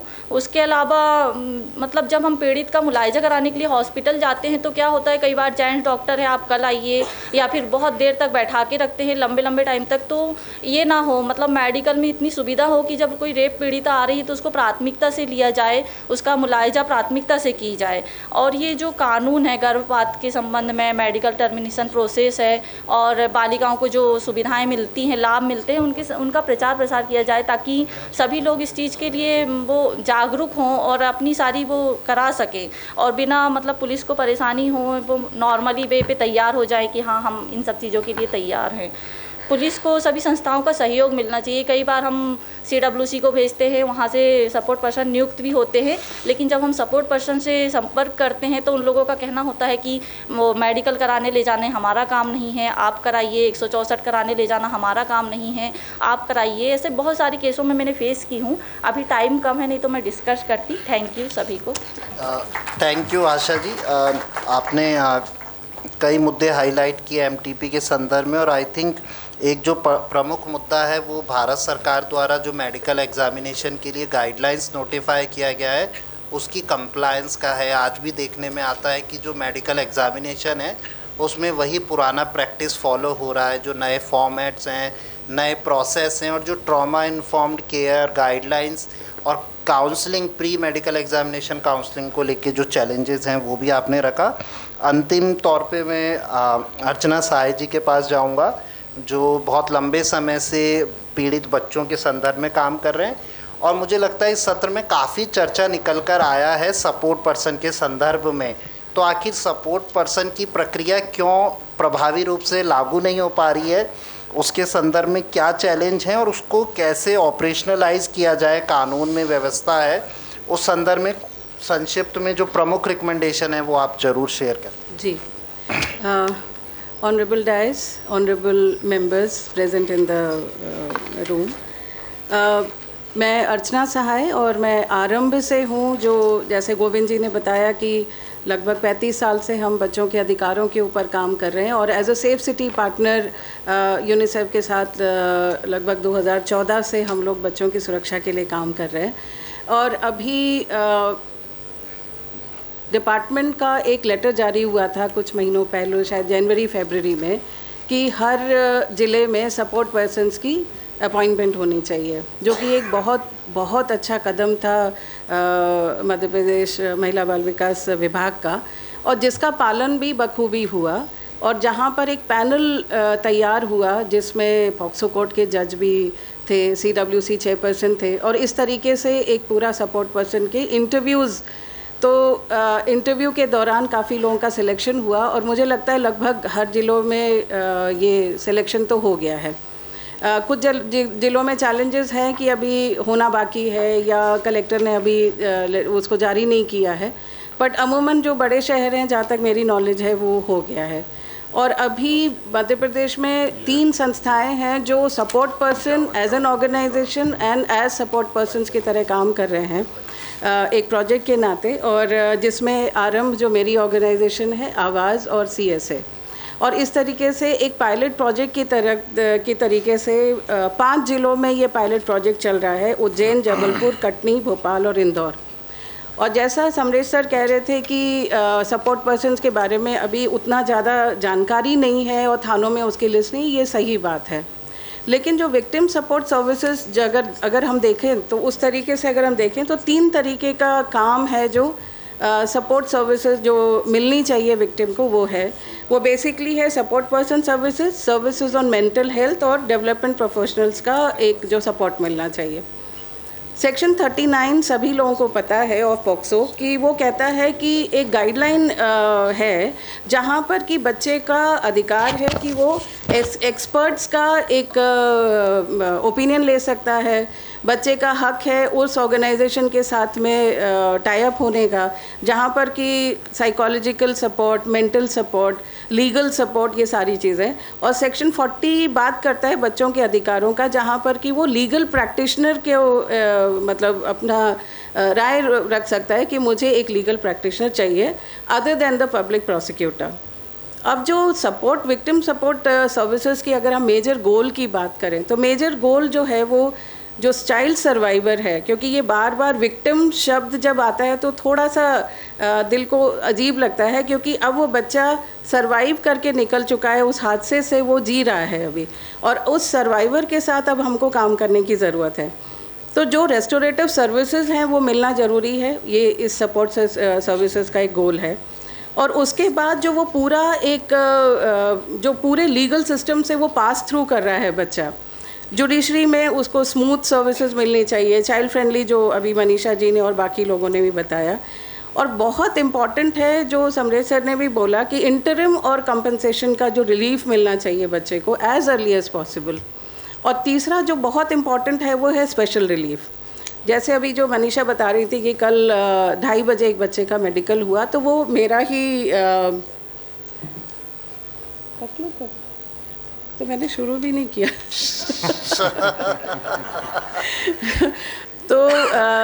तो वहाँ पर वो बच्चा जो बच्ची है वो CWC के माध्यम से, चूँकि आरंभ एज अ सपोर्ट ऑर्गेनाइजेशन काम कर रहा है, तो वो बच्ची 2 बजे से थाने में है, हमारा जो सपोर्ट पर्सन है वो 2 बजे से थाने में है, और रात को जाके पूरी फॉर्मेलिटीज़ के बाद रात को 2:30 बजे उसका मेडिकल होता है। FIR होने में काफ़ी डिले होता है क्योंकि डॉक्यूमेंट्स नहीं है, एज प्रूफ नहीं है। तो मेरा यहीं बैठे बैठे कहना हुआ मेरी टीम को कि बच्ची तो 12 साल की दिख रही है, अभी एज प्रूफ के डॉक्यूमेंट के लिए क्यों वेट कर रहे हैं, पहले FIR करो, एज प्रूफ तो बाद में भी आ जाएगा।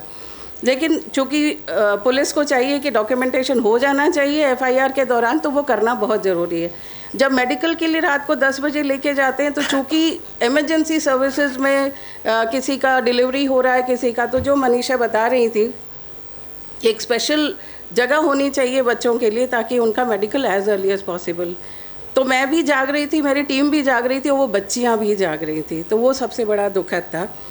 तो रोल ऑफ सपोर्ट पर्सन जो लिखा हुआ है NCPCR की गाइडलाइन को अगर हम फॉलो करते हैं तो उसमें है इमरजेंसी सपोर्ट प्रोवाइड करना, FIR में असिस्ट करना, वीडियो रिकॉर्डिंग में, स्पॉट वेरिफिकेशन में, CWC के सामने बच्चे को प्रोड्यूस करना जहाँ ज़रूरी है, और पैरालीगल जो सपोर्ट है वो मिलना, 161, 164 के बयान को करना, और सबसे बड़ा एक जो सपोर्ट बच्चे को चाहिए अगर MTP के बाद एक डिलीवरी अगर हो गई है बच्चे की, 7 महीने में अगर बच्चा पैदा हो गया है तो CWC के सामने सरेंडरिंग का एक प्रोसेस करना ताकि वो जो बच्चा पैदा हुआ है उसको एडॉप्शन के प्रोसेस में डाल दें।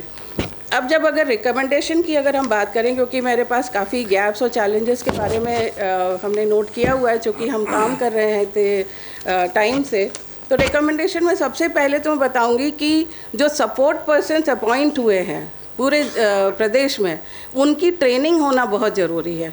उनकी अपनी एक लिमिटेशन है। लिमिटेशन ये है कि एज एन ऑर्गेनाइजेशन तो हमारे पास रिसोर्सेज हैं, फंड्स हैं ताकि हम इमीडिएटली बच्चों को सपोर्ट करें, लेकिन जो कोई एक इंडिविजुअल सपोर्ट पर्सन हुआ है तो उसके पास उतने रिसोर्सेज ही नहीं है कि वो जाके बच्चे को किसी भी तरीके का सपोर्ट कर सके। तो जैसे अभी मैडम बता रहे थे कि सपोर्ट पर्सन कहता है मेरा ये काम नहीं है, मेरा ये काम नहीं है, क्योंकि उसके पास रिसोर्सेज नहीं है। घर में तुरंत राशन चाहिए, वो रिसोर्स नहीं है। स्पेशल रिलीफ के लिए एप्लीकेशन देना है, इंटरिम के लिए अप्लाई करना है, विक्टिम कॉम्पनसेशन के लिए अप्लाई करना है। कुमुदी मैडम ने कई बार हम लोगों को फ़ोन करके बताया कि इस बच्चे को जो है सपोर्ट करो, इसको हमने कॉम्पनसेशन जो है ऑर्डर कर दिया। अब अगर वो एक बच्ची शेल्टर होम में रह रही है या बिना माता पिता के है तो वहाँ बहुत दिक्कत है कि उस बच्ची को डालसा तक लेके जाना, और डालसा कहता है कि साहब अगर ऑर्डर पास हो गया है तो उस बच्ची के डॉक्यूमेंट बैंक अकाउंट लेके आइए, बट हर सपोर्ट पर्सन के पास उतने रिसोर्सेज नहीं है कि वो पहुँच पाए। और जहाँ तक स्पेशल रिलीफ की बात है, मुझे अभी हमारे चूँकि महिला बाल विकास डायरेक्टरेट से भी हमारे साथी बैठे हैं, तो स्पेशल रिलीफ के लिए डिस्ट्रिक्ट्स के पास फंड्स है या नहीं, डिस्ट्रिक्ट अभी अनभिज्ञ है कि उनके पास है भी कि नहीं। तो ऐसे में स्पेशल रिलीफ जो बच्चा हॉस्पिटलाइज्ड है, MTP के प्रोसेस पे है या डिलीवरी के प्रोसेस में, उसको तो इमीडिएटली मिलना चाहिए। अभी हमने इंदौर शहर में और भोपाल में 2-3 केसेस में हमने स्पेशल रिलीफ के लिए, बट DPO का कहना है कि उनके पास वो प्रॉपर गाइडलाइन नहीं है कि स्पेशल रिलीफ कितनी जल्दी बच्चे को मिलना चाहिए। और दूसरी चीज़ कैपेसिटी बिल्डिंग है, और सबसे बड़ा इम्पॉर्टेंट जो मैं लास्ट में बोलना चाहूँगी कि पब्लिक प्रोसिक्यूटर का सपोर्ट पर्सन का कोलैबोरेशन वो बहुत ज़रूरी है, क्योंकि सपोर्ट पर्सन अगर कोर्ट को ही नहीं पता है तो जैसे ही CWC क्योंकि सब्जेक्टिव है, हर एक को तो मिलेगा नहीं, हर बच्चे का केस हर एक को मिले ज़रूरी नहीं है, वो अलग अलग मेंबर्स होंगे और वो ट्रेन नहीं है, रिसोर्सेज नहीं है। तो CWC को भी चाहिए कि इमीडिएटली कोर्ट को इन्फॉर्म करे, थाने को इन्फॉर्म करे। कई जगह पर होता है, जैसे भोपाल में हम बैठे हैं तो कई बार हो जाता है, लेकिन कोर्ट में नहीं पता है। तो अभी एक केस में यही हुआ कि ऑलरेडी एक सपोर्ट पर्सन अपॉइंटेड है, लेकिन जज साहब ने हमको दे दिया केस क्योंकि वो लीगली उसको सपोर्ट नहीं मिला। तो लीगल सपोर्ट के लिए कोर्ट को पता होना चाहिए कि ये जो बच्चा है उसको सपोर्ट पर्सन अपॉइंटेड है, और सपोर्ट पर्सन को अगर पता है कि उसका क्या रोल है और किस लेवल तक वो काम कर सकता है तो उसमें काफ़ी सपोर्ट मिलेगा। Thanks a lot. Thank you Archana ji. And I think support person के संदर्भ में जो 2 बहुत क्रिटिकल मुद्दा है, एक तो उनका एक्सेप्टेंस एंड उनको रिकॉग्निशन हमारे पूरे सिस्टम में किस प्रकार से मिल रहा है। जहाँ सपोर्ट पर्सन्स अपॉइंट हो रहे हैं, क्या वो अप्रिशिएट किए जा रहे हैं during the court proceedings, during the proceeding before JJBs and CWCs। और second is key role clarity. एक support person has a very limited role in terms to support the child and the family. उसको हम लोग कितना stretch करने की अपेक्षा कर रहे हैं, क्योंकि बहुत कुछ सेवाओं की ज़रूरत है, बट जो उसका स्पेसिफिक मैंडेट है उसको POCSO courts and particularly JJBs कैसे अप्रिशिएट कर सकते हैं, आई थिंक वो एक क्रिटिकल एस्पेक्ट है। But if we see all the speakers, एक जो बॉटम लाइन सभी के बात से समझ आता है कि हमें यदि बाल संरक्षण सेवाओं को मजबूत और प्रभावी बनाना है तो हमें बहुत trained and skilled professional service provider, child protection stakeholders का नीड है। And second is collaborative approach और कन्वर्जेंस का बहुत जो नीड है वो रेखांकित होता है, उसको हम कैसे लेके आएँ। और अंतिम तौर पर जो माननीय सर्वोच्च न्यायालय, माननीय एमपी उच्च न्यायालय और जो भारत सरकार ने गाइडलाइंस जारी किए हैं चाइल्ड प्रोटेक्शन सर्विसेज के रेफरेंस में, उनकी अडेरेंस किस प्रकार हो और ख़ास तौर पे उनकी सर्विसेज की परफॉर्मेंस का क्या ऑडिट या इवेल्युएशन मैकेनिज़्म यदि डेवलप हो सकता है तो वो बहुत हमको इन सेवाओं को मजबूत करने में हेल्प करेगा। Thank you.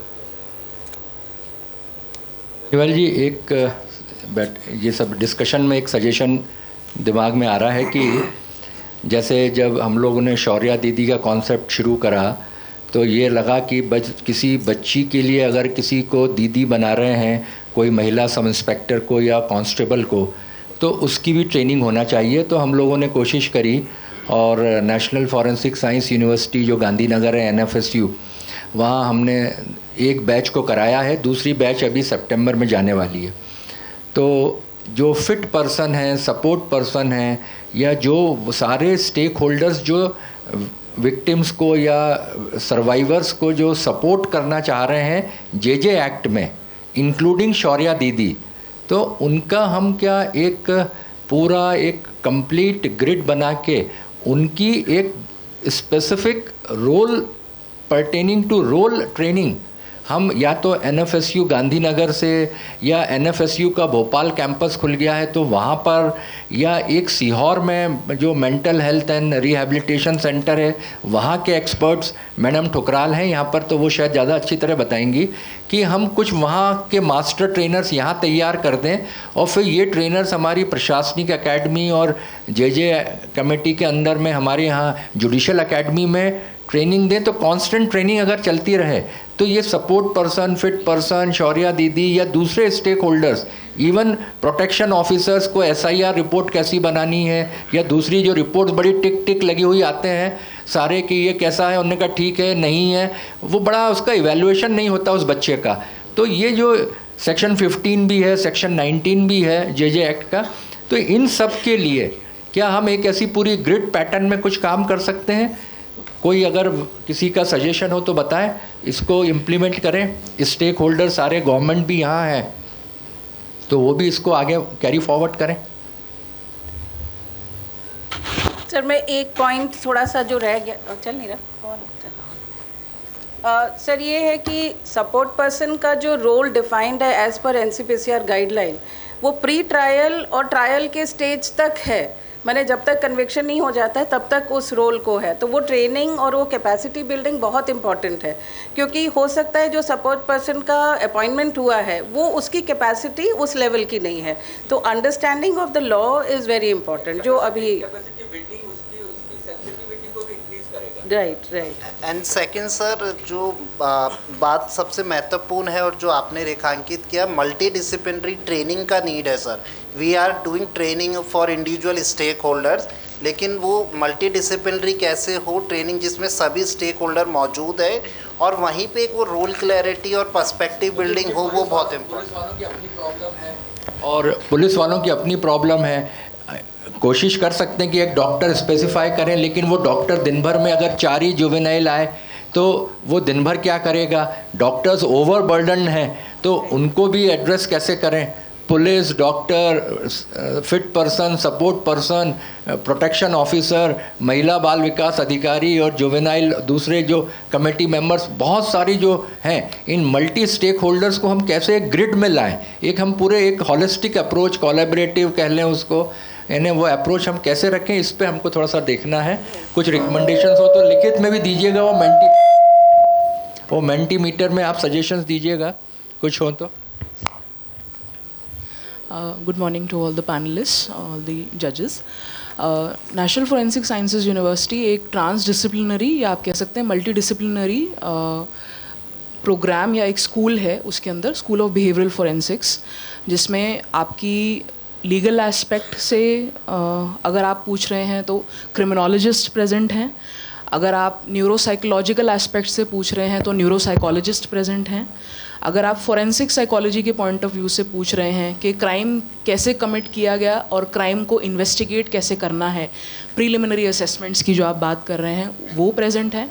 और मोस्ट इम्पॉर्टेंटली अबव एवरीथिंग जिसकी कल से बात हो रही है, काउंसलर्स प्रेजेंट हैं. यानी so we have a robust mechanism of all these programs. We have experts who don't only have the knowledge of their own domain. जैसे कि आप फॉर एग्जांपल आप मुझे ही ले लीजिए, मेरी ट्रेनिंग क्लिनिकल साइकोलॉजी में हुई है, बट क्योंकि I am in NFSU now I am further trend in child forensics.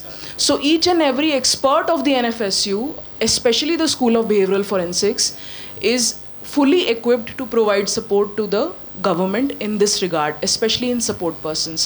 I do not have जो हमारे प्रोग्राम्स होते हैं, ट्रेनिंग्स होते हैं सर, उसमें हम लोग एक पूरा ट्रायल का फ्लो चार्ट बनाते हैं. उसमें कुछ 10-12 स्टेप्स हैं. हर स्टेप के हिसाब से PLV और एडवोकेट का क्या रोल है उसको हम क्रिमिनोलॉजी के पर्सपेक्टिव से भी पढ़ाते हैं. क्राइम क्यों कमिट किया गया, कैसे कमिट किया गया, उसके पीछे की थ्योरीज़ क्या हैं, ये थ्योरेटिकल एस्पेक्ट हो गया. फिर न्यूरोसाइकोलॉजिस्ट आके ये समझाते हैं कि ट्रॉमा क्या है और ट्रॉमा इन्फॉर्म्ड केयर क्या है. फिर क्लिनिकल साइकोलॉजिस्ट आके ये समझाता है कि जो अभी आपको सारी बातें समझाई गई हैं इसको अप्लाई कैसे करना है. तो ये एक सीक्वेंस में चलने वाली एक चीज़ है. और इसमें फोरेंसिक साइकोलॉजी भी कवर्ड है. जो आपका एक कंसर्न है कि प्रीलिमिनरी असेसमेंट या psycho social mental health assessment, CNCP बच्चों के लिए एक ये भी इम्पॉर्टेंट चीज़ है कि psycho social mental health assessment कैसे की जाए. तो इन दोनों डोमेन्स में we are fully equipped to help the state in our capacity as a university and as a school.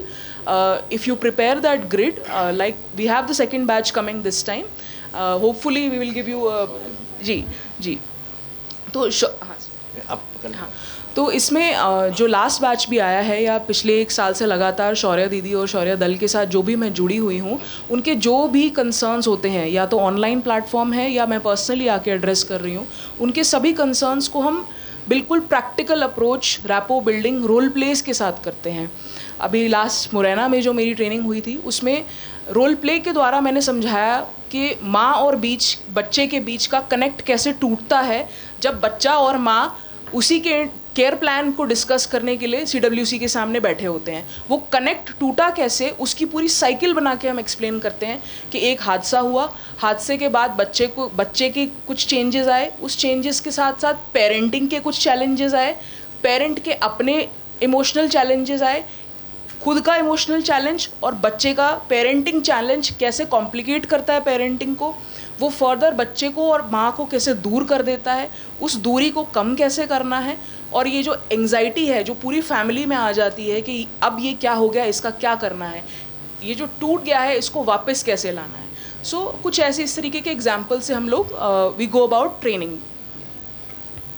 इसमें एक मुझे सजेशन ये लगता है, पिछले बार अभी एक नेशनल फॉरेंसिक साइंस कॉन्फ्रेंस हुई थी दिल्ली में अप्रैल में, तो वहाँ भी मैंने ये सजेशन दिया था कि अभी हम क्या कर रहे हैं कि एक नॉर्मल एक जनरलिस्ट को हम पहले अपॉइंट करते हैं एज महिला बाल विकास अधिकारी या एज पुलिस ऑफिसर, और हम उसको फिर स्पेशलिस्ट की एक्सपेक्टेशन रखते हैं कि वो ऐसा हो जाए, ऐसा हो जाए, ऐसा समझे. तो क्या हम जैसे पुलिस में इन्वेस्टिगेशन बड़ा आजकल फॉरेंसिक बेस्ड हो गया है, बड़ा स्पेशलाइज्ड जॉब है, तो पुलिस में हम कुछ अपॉइंटमेंट्स रिज़र्व करें जो BSc या MSc फॉरेंसिक्स में इन चीज़ों में करे हों, और महिला बाल विकास में भी और सोशल जस्टिस या इन डिपार्टमेंट जो इन बच्चों की केयर देखते हैं उनके लिए भी कुछ हम स्पेशलिस्ट रिजर्वेशंस करें कि जो BSc करा हुआ इन सब्जेक्ट्स में वो ही महिला बाल विकास अधिकारी इतनी पोस्ट उसकी रिजर्व हो. अभी हम एक जर्नलिस्ट को पहले तैयार करते हैं, फिर उसको ट्रेनिंग देते हैं स्पेशलिस्ट होने की. तो हम स्पेशलिस्ट जो कोर्स करा हुआ उसी को हम कुछ रिजर्वेशन दें, कुछ उनके लिए कुछ एक इंडक्शन का कुछ ऐसा मैकेनिज़्म रखें, ये भी एक सजेशन हो सकता है. हाँ, थैंक यू सर। मैं डॉक्टर राजेश पाटिल हूँ, महिला बाल विकास से। हम जस्टिस पाठक सर के निर्देशन में शौर्या दीदी के प्रशिक्षण के लिए सतत प्रयास है। पहले बैच में जैसा सर ने बताया नर्मदापुरम, हरदा, बैतूल, रायसेन के शौर्या दीदी को ट्रेनिंग दिया, और अभी नेक्स्ट बैच हमारा 21 से 26 के लिए NFSU गुजरात अहमदाबाद वहाँ गांधीनगर में होगा। बहुत सारे प्रतिभागी जो शौर्या दीदी यहाँ ये वो भी रहेगी उसमें शामिल। मैं 2 जानकारी देना चाहता हूँ कि किशोर न्याय निधि 2023 है, जे फंड है। जे फंड के तहत प्रत्येक जिले में 50,000 रुपये उपलब्ध है। उससे भी हम पॉक्सो विक्टिम को सपोर्ट दे सकते हैं। इसके अलावा अगर इससे अधिक राशि की ज़रूरत है, DPO district programme officer state office से मांगेगा, हम पर्याप्त पैसा देंगे। साथ ही POCSO victim child support scheme है, भारत सरकार के निर्देशन पे मध्य प्रदेश मंत्रिमंडल ने स्वीकृति दे दी। बहुत जल्दी हम हर जिले को इस स्कीम के तहत पॉक्सो के लिए विशेषकर 10 लाख रुपए प्रति जिला आवंटित करेंगे। तो ये राशि भी पॉक्सो विक्टिम के लिए बहुत सपोर्ट करेगी। और इसके साथ ही शुभम मैडम यहाँ पे हैं, आप कम्युनिटी लैब पे भी काम कर रही है, उसमें भी बहुत जल्दी अच्छे रिजल्ट आएंगे। जस्टिस पाठक सर के निर्देशन में इसमें भी बहुत तेज़ी से काम हो रहा है। Thank you so much. Sir, जिले में एक ही जवाब आता है कि स्टेट से अभी तक जानकारी नहीं आई है, हमने लेटर भेज दिया है तो नहीं पहुंच रहा है सर। कब पिछले बात करेंगे।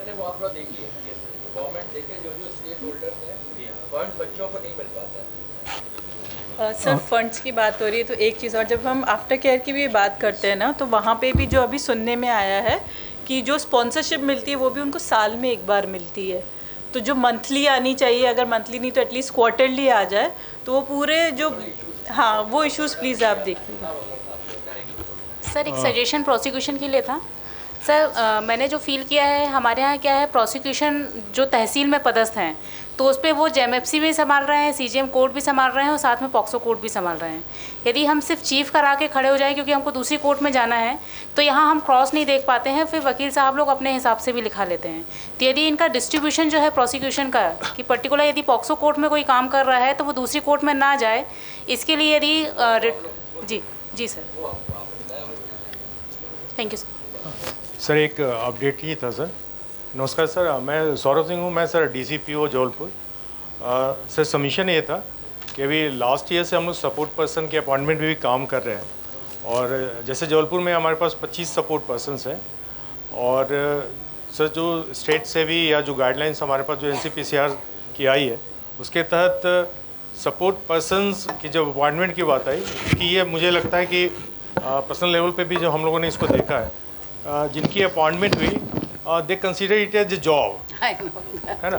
द मोमेंट ये फील जब आता है तब उनकी एक्सपेक्टेशंस का जो लेवल है वो बड़ा डिफरेंट डायमेंशंस पे जाते हैं।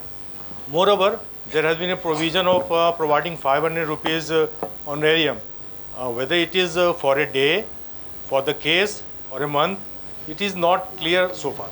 तो लगता है कि we need to work it on, इस पे भी थोड़ा काम करने रिसोर्सेज की बात की ना सर, एक जैसे ऑर्गेनाइजेशन है, सपोर्ट ऑर्गेनाइजेशन है, जैसे CSA है, आवाज़ है, आरंभ है, तो हमारे पास वो इमरजेंसी फंड है, हम सपोर्ट करेंगे। लेकिन एक जो सिंगल पर्सन है, जो सपोर्ट पर्सन अपॉइंट हुआ है, उसके पास तो कुछ भी रिसोर्स नहीं है, और वो 500 कब मिलेगा, क्या मिलेगा, नहीं मिलेगा, उसको कुछ नहीं पता, और इसमें ट्रैवल बहुत ज़्यादा लगता है। रिसेंटली हम लोगों ने ट्रेन तो किया है अपने लेवल पे, बट लगता है कि मुझे ये वाला इशूज़ जैसा समरेश सर ने भी पॉइंट आउट किया था, ये काफ़ी एक इंट्रोस्पेक्टिव और बहुत चैलेंज है, that need to be look into it. इस फोरम से भी मैं एक चीज़ और रिक्वेस्ट है कि जैसे आपने 25 सपोर्ट पर्सन अगर प्रिपेयर किए हैं सर, तो लिस्ट जो है वो मतलब sir it has been shared, actually हम लोगों ने सर थाने से शेयर किया है, और भी जैसा रिकमेंडेशंस वगैरह को भी बताएं सर। Sure sir. सर इस सेशन का सर सेकंड पार्ट भी है, and we are running late by time, तो मेरी रिक्वेस्ट है sir, with the prior permission of the honourable chair, we have come to the end of the first. एक question है बस ma'am, last question ma'am, please in brief ma'am. Sir actually मैं बालाघाट में posted हूँ। Sir मुझे 2 questions पूछने थे। पहला ये था कि जस्ट लास्ट 2 दिन पहले ही हमारे यहाँ NCPCR से मेंबर आए थे, अनुराग पांडे जी, तो उनने मेरी उनके साथ ड्यूटी थी, तो उन्हें क्लियर इंस्ट्रक्शंस दिए थे CCIs को कि बच्चों को फेस्टिवल्स में जाने ना दिया जाए, और जैसे कि मैम ने भी बताया कि हमें बच्चों को जाने देना चाहिए, तो ये एक थोड़ा कॉन्ट्रडिक्टरी लगा, इसलिए मैंने सोचा मैं पूछ लूँ, बिकॉज उन्हें क्लियरली इंस्ट्रक्शंस दी कि आप बिल्कुल बच्चों को नहीं जाने देंगे क्योंकि हम हॉस्टल नहीं चला रहे हैं। First thing is this. Second question ये था सर कि एक दो केसेस में मैंने ये देखा है कि जो बच्चे हैं, यदि बच्चे सीसीआई से अपने घर जाना भी चाहते हैं बट पेरेंट्स नहीं ले रहे हैं उन्हें, तो क्या जो जस्टिस जुवेनाइल एक्ट है उसमें ये है कुछ प्रावधान जिसमें हम पेरेंट्स के ऊपर कुछ एक्शंस ले सकते हैं कि वो बच्चों के जो राइट्स है उसका वॉयलेशन कर रहे हैं? थर्ड वन इज़ कि क्योंकि मैं जिस डिस्ट्रिक्ट में हूँ मैम, वहाँ ट्रांसलेटर्स के इश्यूज़ होते हैं और समथिंग लाइक यदि हमारे पास कुछ डिसेबल्ड या डम और डेफ बच्चे आ जाते हैं, उनके साथ यदि पॉक्सो केस होता है या फिर कुछ स्पेशल चाइल्ड होते हैं, तो उसके लिए ट्रांसलेटर्स की बहुत इशू होती है। कई बार 2-2 दिन तक के मैं और हमारे सीएसपी मैम हम लोग बहुत मतलब परेशान होते हैं कि इनका कैसे सॉल्व कर सके। तो ऐसे सिचुएशन में क्या कुछ ऐसे ऑनलाइन मोड हैं या फिर हमें दूसरे स्टेट से या दूसरे ज़िलों से हम कर सकते हैं क्या? ये 3 क्वेश्चन प्लीज़ मैम। जी, सो पहला क्वेश्चन जो आपका है, देखिए मैं उन्होंने जो बोला मुझे उनका कॉन्टेक्स्ट नहीं पता तो मैं उनके ऊपर ओपिनियन नहीं दे सकती, लेकिन आप अगर सेक्शन 98 देखते हैं जेजे एक्ट का, वहाँ पे बहुत क्लियरली स्पेसिफाइड है कि स्पेशल लीव अलाउड है बच्चों को जो सीसीआई में, तो मुझे लगता है हमें लॉ के हिसाब से चलना चाहिए, वो ज़्यादा इंपॉर्टेंट है। और वहाँ पे बहुत क्लियरली लिखा हुआ है कि कितने समय के लिए भेजा जा सकता है घर पे, किन ओकेजन्स पे भेजा जा सकता है, क्या वो घर में कोई शादी है। एंड जब हमारा जो लॉ है अगर वो ये कह रहा है कि फैमिली को इम्पोर्टेंस देनी है, फैमिली प्राइमरी रिस्पॉन्सिबिलिटी है, वहाँ हम बच्चे को सीसीआई में रखें ही क्यों? और अगर फैमिली है तो कोशिश हमें ये करनी चाहिए कि प्रिवेंटिव एस्पेक्ट्स पे जाएं। सीसीआई में लेके आने के बजाय फैमिली को रोप इन कर सकते हैं काउंसलिंग प्रोसेस में, फैमिली काउंसलिंग में, ताकि बच्चे और फैमिली के बीच का जो कनेक्ट है या जो भी कॉन्फ्लिक्ट है उस पर हम काम कर सकें।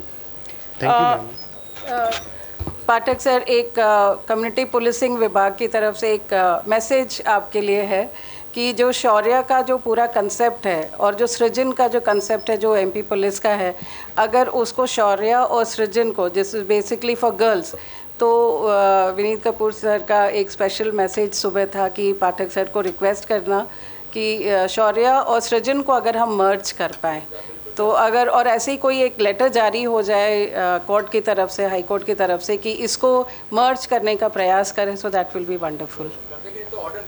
जी जी जी, thank you. Thank you ma'am. I most humbly request to honourable chair to kindly be remain seated. बाकी रिसोर्स पर्सन से मेरा विनम्र निवेदन है कि वे कृपया आगे आकर अपना स्थान ग्रहण करें।